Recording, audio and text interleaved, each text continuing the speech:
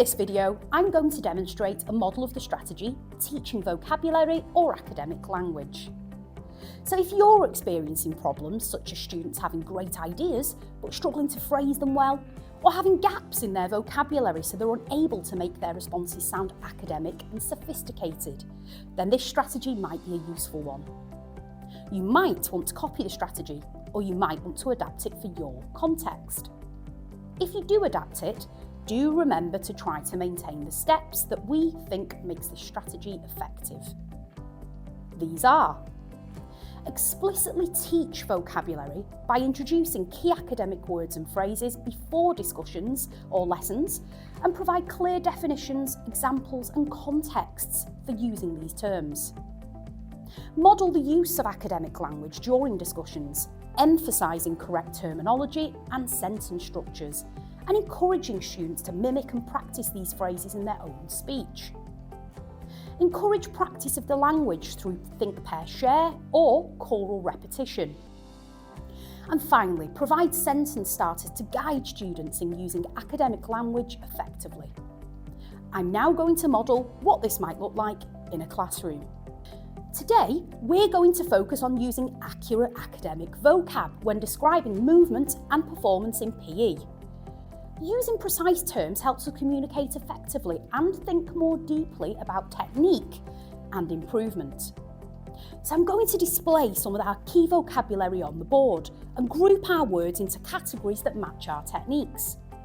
So we've got some biomechanic terms like acceleration, momentum, balance and coordination.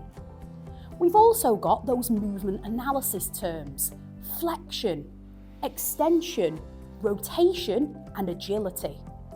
And then we've got those performance evaluation terms that we've learned before: efficiency, power, endurance and stamina. So let's go through these terms together. Acceleration, for example, refers to how quickly an athlete can increase speed. Can anyone give me an example of acceleration in sport? James.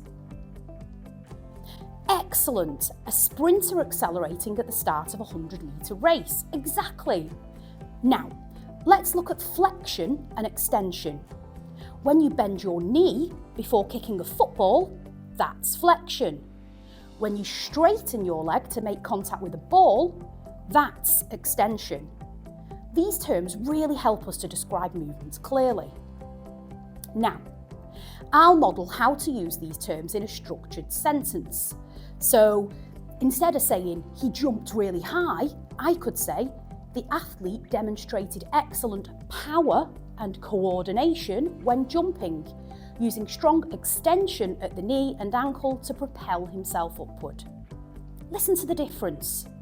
Using precise language makes our descriptions much clearer.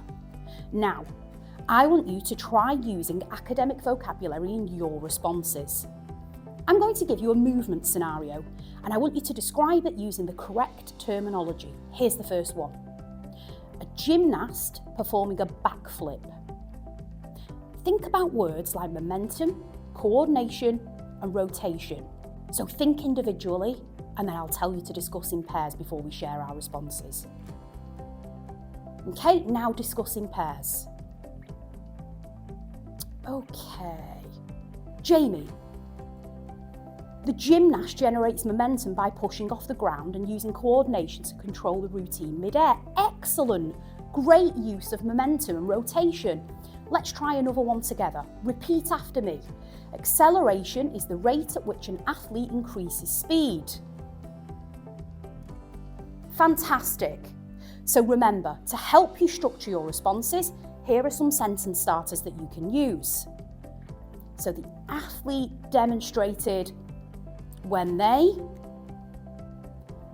and by using the player was able to.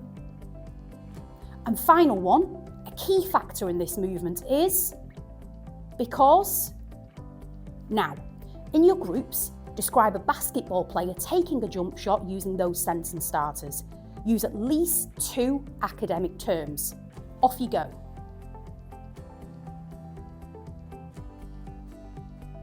Fantastic. Don't forget to use that subject-specific vocabulary.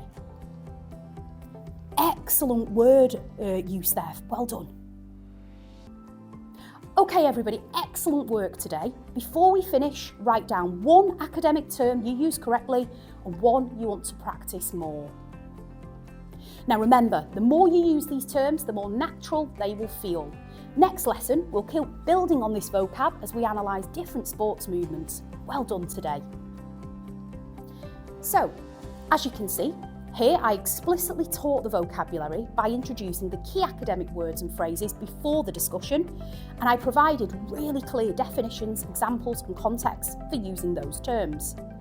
I then modelled the use of academic language during the discussion and emphasised the correct terminology and sentence structure, encouraging the students to mimic and practice those phrases in their own speech in pairs and then through choral repetition. This led to me encouraging practice of the language through more think pair shares and more choral repetitions. Then I also provided sentence starters to guide students in using academic language more effectively.